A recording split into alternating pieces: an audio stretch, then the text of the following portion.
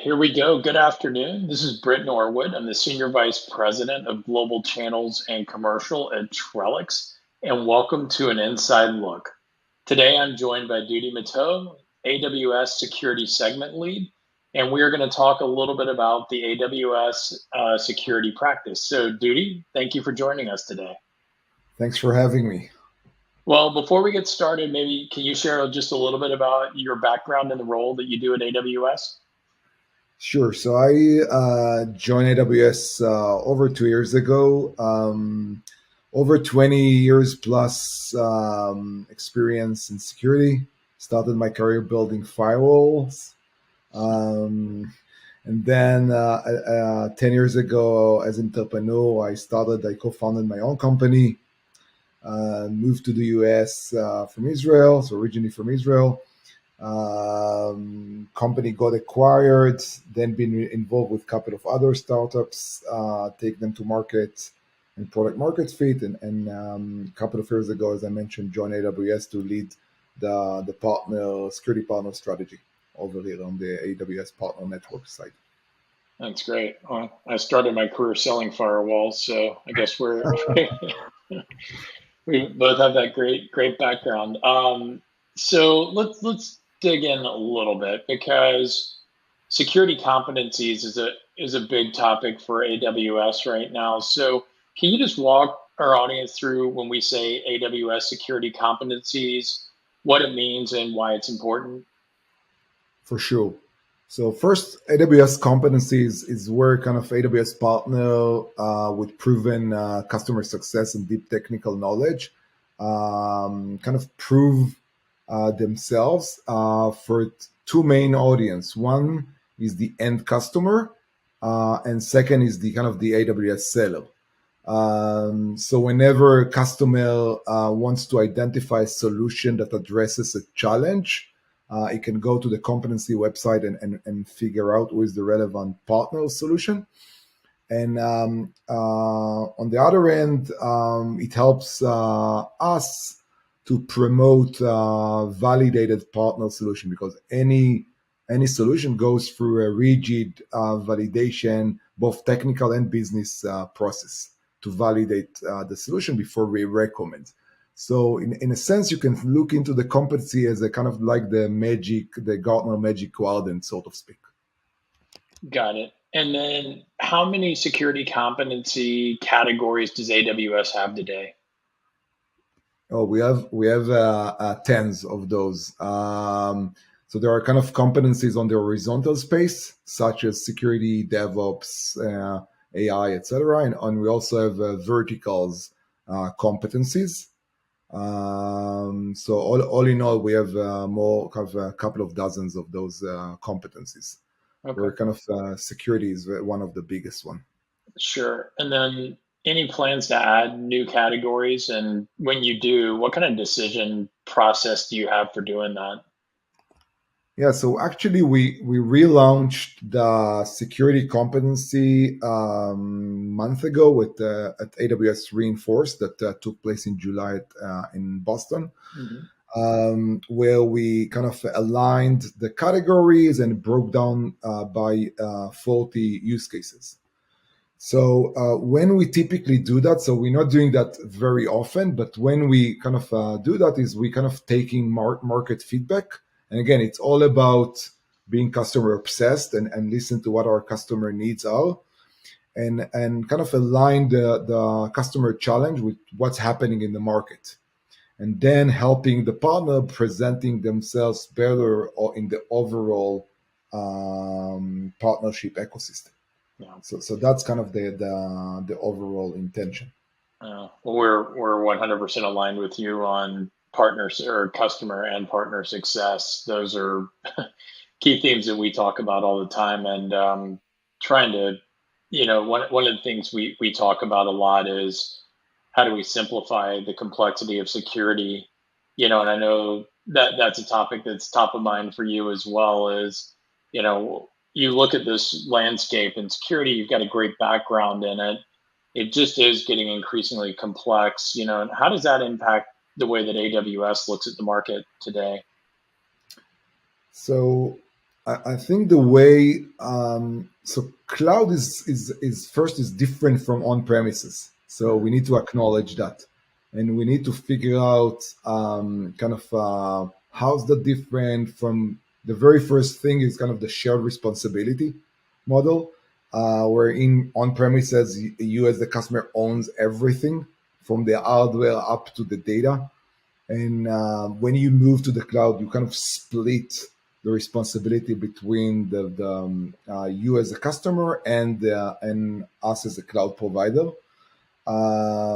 But alongside that, that creates kind of challenges because AWS offer kind of responsibility to a certain degree, and from certain point, this is up to the customer to manage their data, their kind of access control, and what have you. And this is exactly where kind of partner solution fits in and help customer address those. Alongside that, you want to add way more automation and simplicity into kind of cloud product, and I'll kind of just tap into two things. One is everything in the cloud is what's used to be called API driven or API call. So that allows you kind of to collect much easier kind of information. And the other thing is everything is infrastructure or what we know to be infrastructure as code, and that again allows to build much easier automation than you previously had to deal with in a siloed on-premises environment with sometimes up to 70 different product deployed that are not integrated, not talking to each other. So taking those benefits and understanding the different mentality when moving to the cloud, this is where kind of we are seeing the market. Yeah, we are as well, and you're right. It's the need for the API, the open and native model is it just is top of mind for every customer and every partner, that we know, because the more closed this world continues to be, the more complex it's going to get. And I think I love what you said about, it's got to be open, it's got to be API driven. We just have got to be able to simplify this market for the customers, because they're the ones that are really suffering. That's absolutely correct, and we are seeing kind of the more you simplify, the better, the more usage you're seeing, the more consumption, and the more kind of issues you solve much quicker to the end customer. That's So exactly. that's where the overall the market should be heading. It's got to go there, and Yeah. the customers are just demanding it, and rightfully so. They've got a lot of complex areas to cover, but they deserve to have a simpler way to do it than it is, and that's I agree with you. I think it's where it's moving. Let me change gears real quick. So you must get approached, I'm sure, by every potential partner in security to to be in your competency quadrant. When you're evaluating, I know I'm kind of leading the witness here, but I'll do it anyway.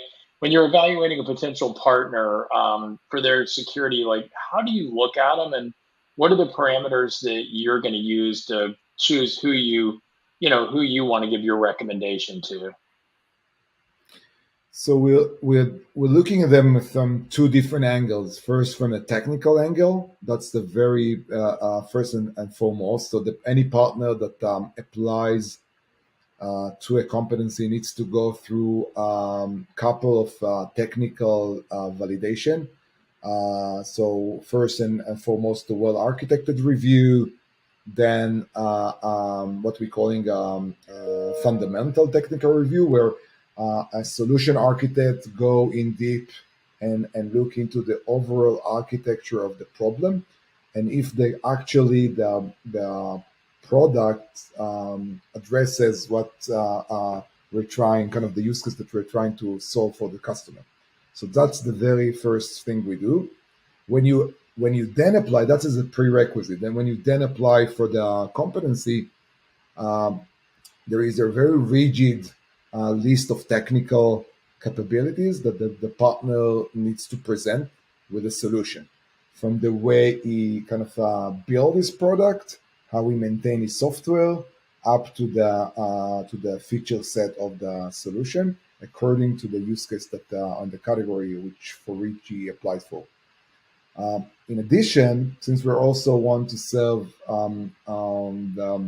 the seller and wants to kind of address a real customer need, we're asking the partner to share with us a few case studies that illustrates how the partner solves a challenge for an AWS customer on AWS infrastructure. So those case studies, that's a great example how the partner Mhm. solved the need. And I'm sure that your customers that are built on AWS absolutely love that you're looking at it from that perspective, because that's where they're trying to solve the core of their problems. So it makes perfect sense. Um, Obviously, we want to talk a little bit about the Trellix detection as a service. What role do you see that playing in the AWS security competencies? So we kind of, if you look into the kind of latest and greatest kind of security competency categories, we kind of aligned on the software side around six different categories.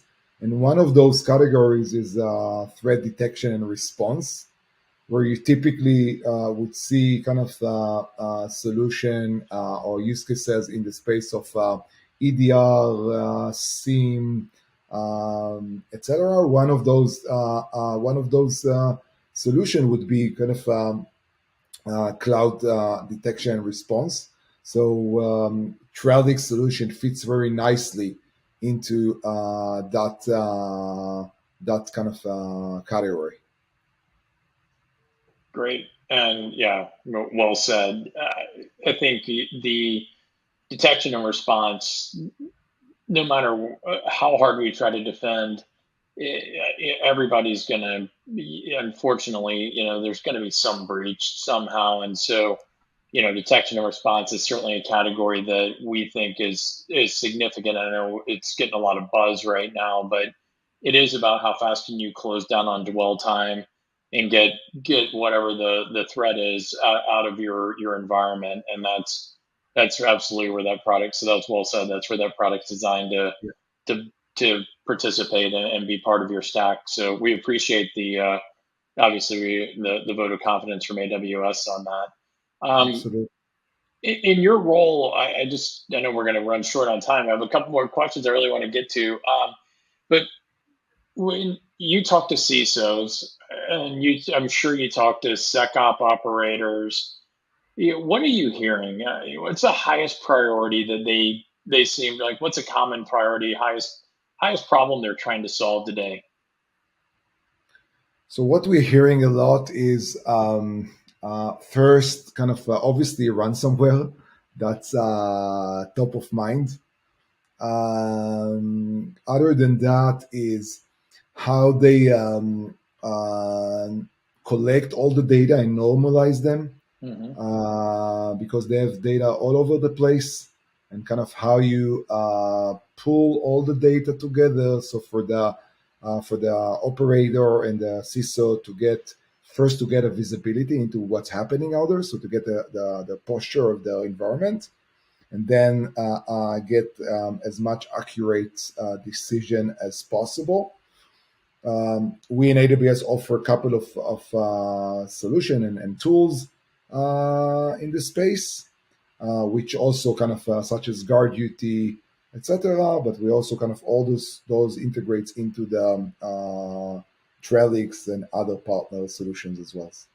Yeah, I think it's a complex issue that as we like to say, is making things simple is hard, and you've got to be able to put the right combination of things together so that the customer can simply see, like you said, that huge amount of data narrowed down to a small series of threats that need to be investigated, right? Instead of having to try to dig through all those logs. So I think that's a great summary. And when you think about a partnership like the one between AWS and Trellix, how do you see it helping our customers meet these goals that they have and solve their biggest problems? So many of the customers start I'm looking into the kind of the enterprises of the world. In many cases, they're looking to deploy the best of breed and to get a single pane of glass. And typically kind of and yet get the experience that the kind of cloud native offers. So we talked a lot about the simplicity and the cloud native experience, but they appreciate a lot the kind of the best of breed and the kind of the training and knowledge they build along the years together with Trellix. Hmm. The fact that we allow a customer to not just migrate their workload and data, but also leverage their existing investment in solutions such as Trellix and have a single pane of glass across their hybrid and cloud environment while maintaining an easy to use solution. That's where kind of we see the most value. That's well said. Thank you. The I think I'm gonna sneak in one more question here, Duty, because I want to get your thoughts on it. But we talked about data and that it just spread, in a lot of different places today. What have you observed in the threat landscape in terms of adoption of data protection? So I think that there is a room to grow in this space. I would always start with it's easier said than done, the kind of the least privilege. So you want to start with that to protect your data.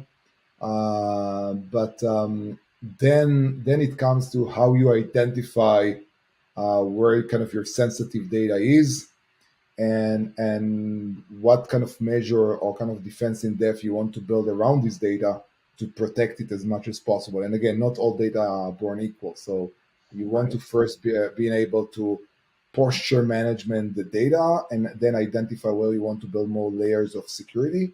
But you always want to start with your kind of least privilege access. And this is where kind of when the journey at AWS, we start with offering you these identity and access free of charge to be able to build that in place. And obviously encrypt the data at rest and in transit. That's for sure. Yeah, I agree. You're right. Not all data is made equal. That's absolutely right. Well, Duty Matov, thank you very much for your time today. I know that we are at time, but I will give you the final statement, if you will. If there's anything else you want to add, please feel free to do so. And if not, I can just wrap us up. Absolutely. And happy to support the partnership with Trellix and thanks for having me over there. Well, thank you. Well, I'm Britt Norwood. It was a pleasure to have you all with us today, and hope you got something out of this. So thank you.